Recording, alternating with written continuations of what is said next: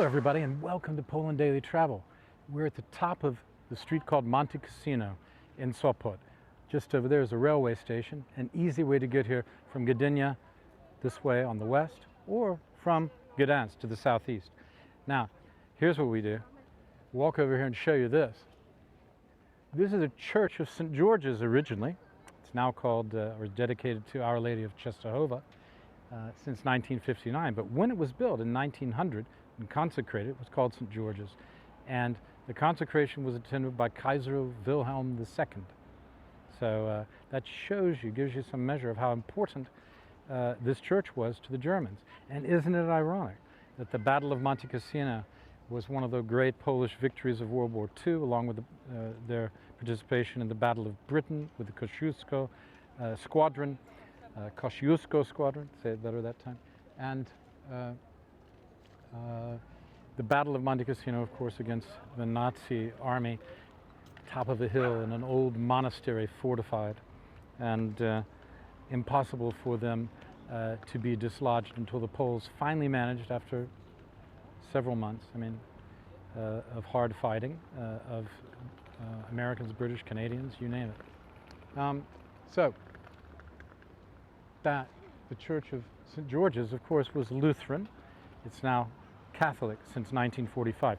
All the churches, as you probably know, but it's worth saying again, is that all the churches that were Lutheran under the Germans were changed into Catholic churches in 1945. That's it. So watch the trailer. We'll be right back after this short break.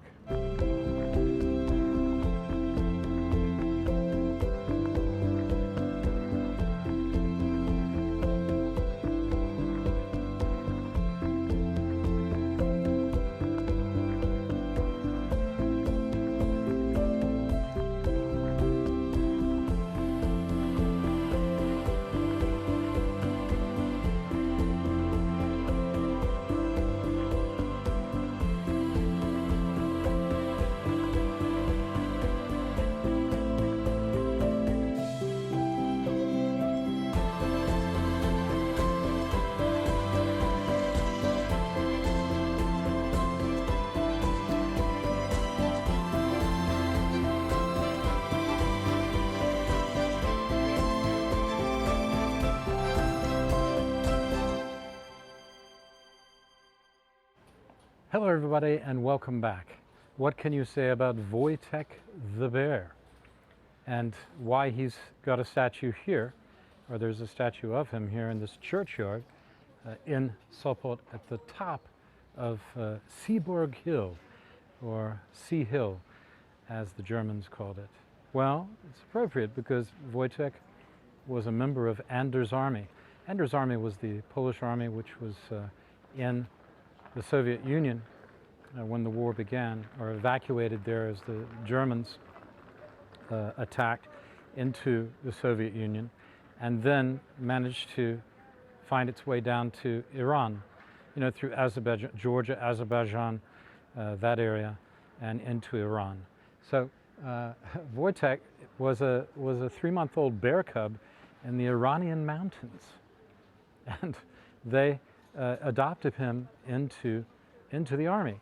And Wojtek was an extremely, let's say, human-like bear, because he'd been raised by people. He thought he was a person as far as anyone could tell, and certainly as far as Wojtek seemed to behave. His wages were twice as much food as a human being, and I'm sure he got a little more than that.